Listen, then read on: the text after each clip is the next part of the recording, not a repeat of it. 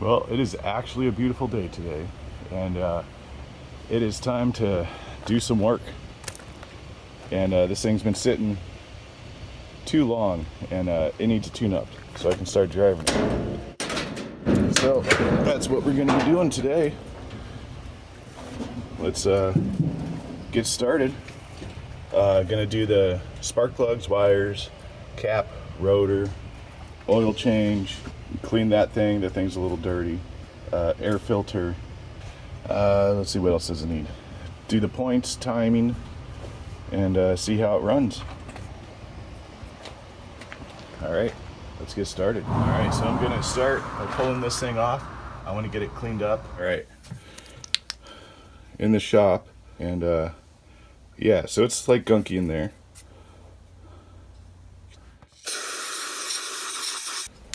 Didn't even do anything. It cleaned a little bit. This is why I wear gloves, man.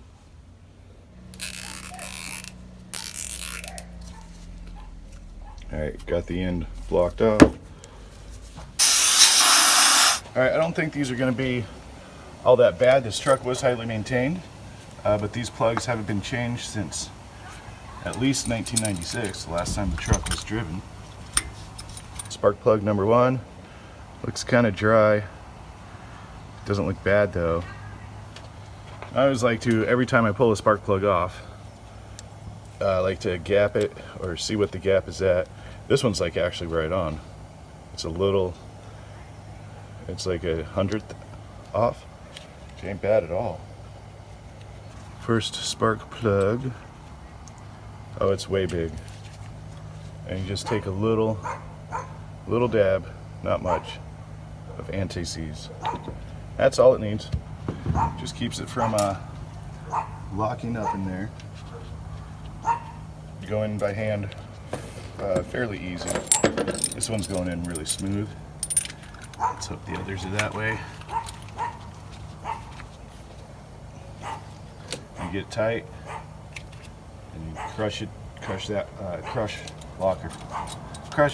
washer down. There you go. Alright, so your plug wire should have came with Distributor grease. Grab like a little Q-tip or something. Rub it on the inside lip of the boot. Don't make it smooth, like have it gunked up a little bit. So when it goes around that spark plug, it kind of seals it. And this is usually never enough to do all 8 of them. So I got my own Distributor grease, but I always like to use what they send first, because that just saves on resources. Is that gonna fit? No, that's not long enough. All right, so we'll do the next longest one. How did I mess that up? I don't know. Maybe I should get some of those custom you-do-it wires for this one day. Forget who makes them, Excel or something like that. Make it all look fancy and shiny. This is crappy Q-tip, man. Then thread the wire through the looms. These are ugly wires. I don't like these. That one don't look too bad. That one looks pretty good.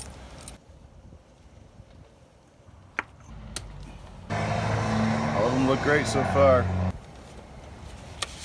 All right, side A is done. So head over to side B. Looks good. This one might have a little bit of oil on it. It's kind of hard to tell, but it don't look bad. These are definitely not cut to fit. That one looks good. And 2 spark plugs short, so using my own now. Oh, that hole's dirty. There's that one. That one looks pretty good too. All right, plugs and wires all done. Now cap and rotor time. Oh yeah, and points. I have the camera precariously perched above the motor, and basically, let's see if we can see in there. Pull the rotor off. Let's see, it's rusty, but don't look too bad. It's kind of worn. All right, So that's the condenser, that's the points. And on this, where is the screw? If you don't see the screw, do you see the screw? If you see the screw, please point at your TV to where the screw is. Oh, it's right there. Okay. So basically, all we're gonna do is turn this engine by hand, and I'm just using the fan because this motor turns really easy for the most part.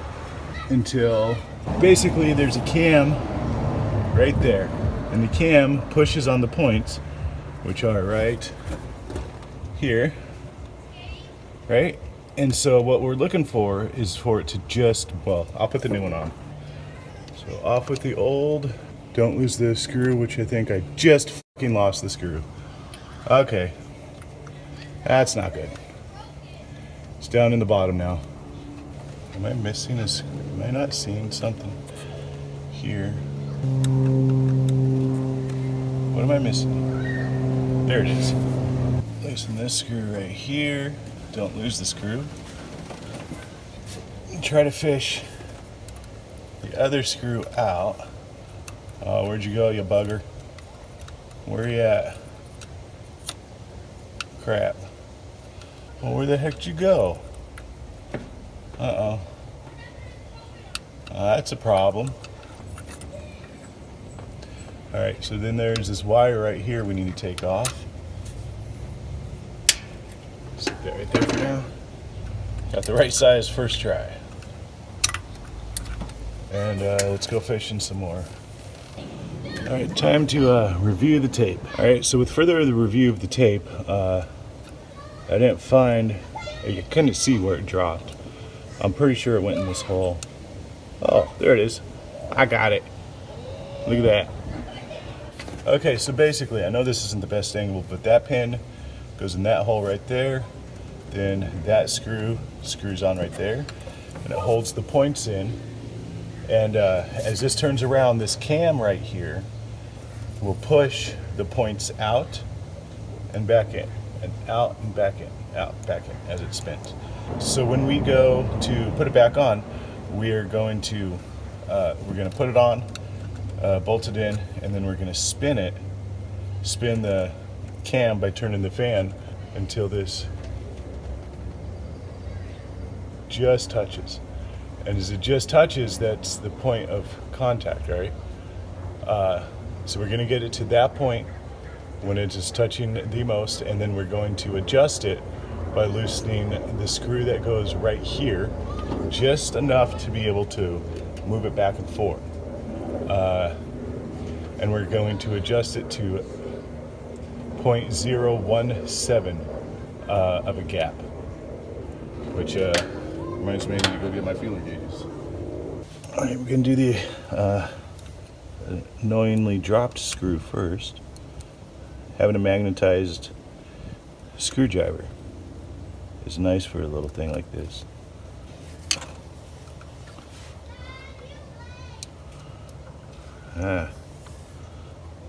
Okay. Concentrate. Gentle. There we go. I don't like how close this condenser is sitting to the shaft. So now, so just loosen that, and then we're gonna get one of these bumps right here to open those points. So when it's on the height of that point, that is the maximum opening for the dwell, or not the dwell, the points. Slow. We don't want to go too far.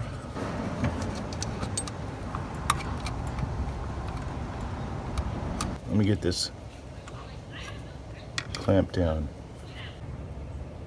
All right, got you on a slightly different angle because I kept fighting with the camera. This is one of the hardest things I have ever tried to film. Right there. So this just has to slide right there and not move the points. So if you just slide it perfectly in, and my camera shut off and I didn't realize it. Just messing around with it. So yep, that is pretty damn near perfect. All right, we get to use a dwell tachometer. I need to crawl out of this truck. All right, so now to change the cap and rotor. Cap goes on, put the little clippies on, push the boot hook in, push boot down, rinse and repeat.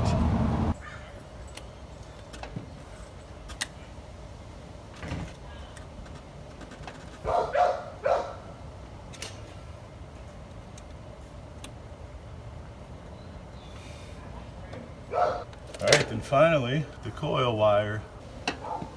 The old coil wire has this weird thing right in the middle of it.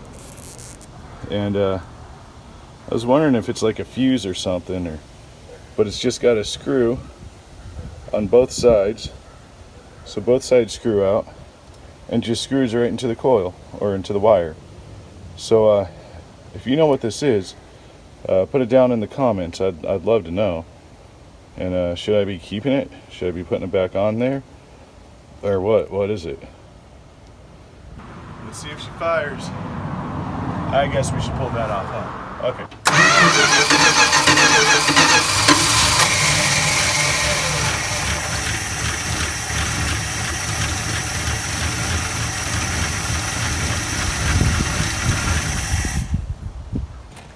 Well, I was going to check the dwell, but I don't think my dwell meter's working.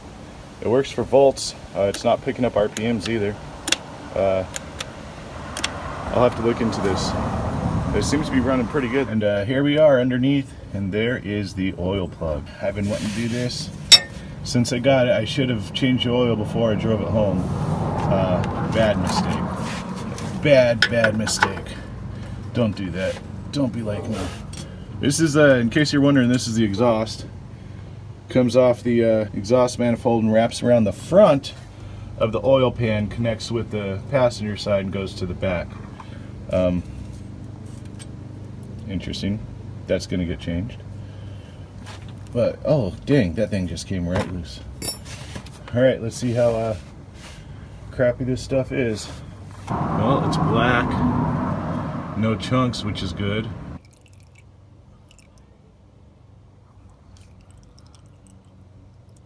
I don't see any sparkle. Alright, time for the oil filter.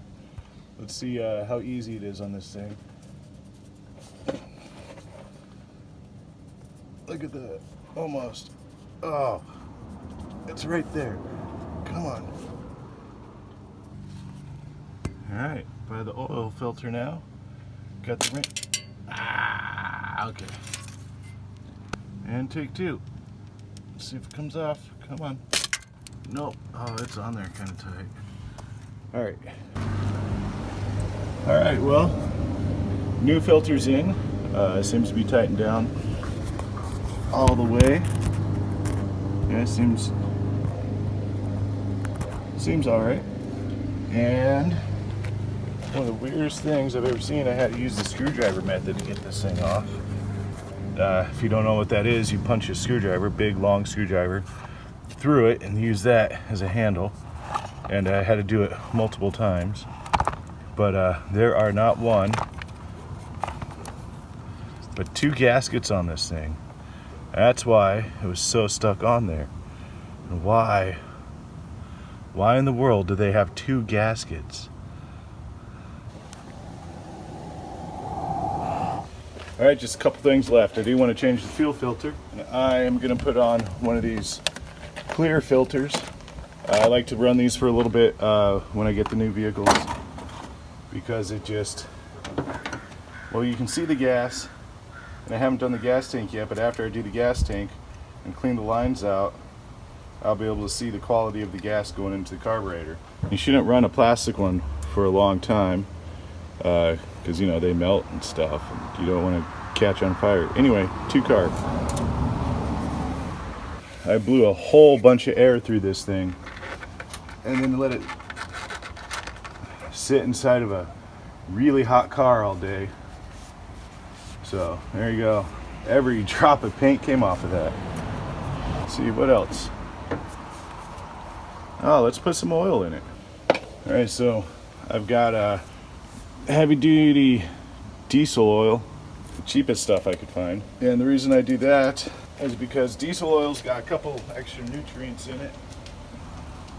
That helps with getting an old engine like this lubed up again, running proper again. Look how nice and fresh that is.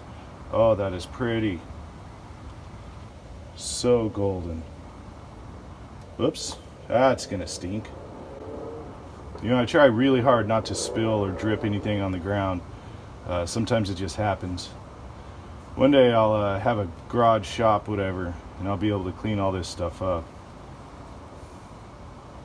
But you know, you definitely want to recycle your oil, try to keep everything off the ground as much as possible.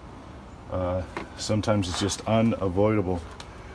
At least I'm not polluting like some big, you know, corporation and gets stuff everywhere and then uses super caustic stuff to clean it up and pays carbon tax to justify it.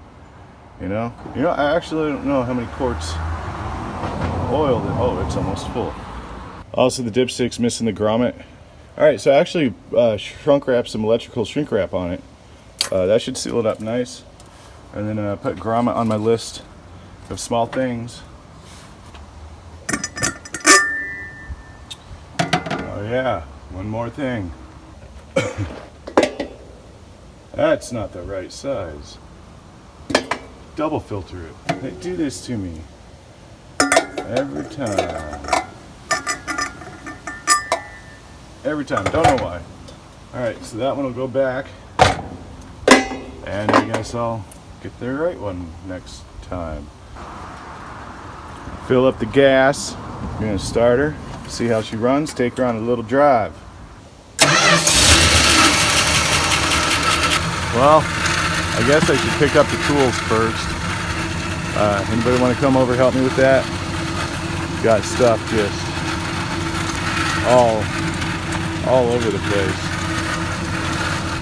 Well, she drives nice. I mean, it ran amazing before.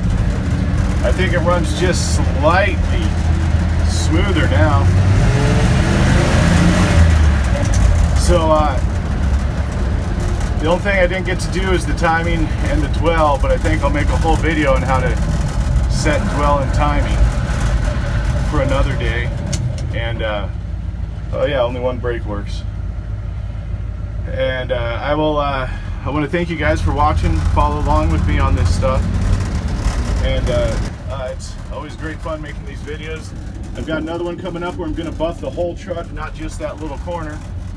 That's going to be an amazing video. Keep watching, new stuff's coming. Thank you very much. If you're, give a like, give a subscribe. I'll keep doing this stuff. I love sharing. If you have a comment, please comment. I always love learning. Thank you guys. Have a great rest of your day.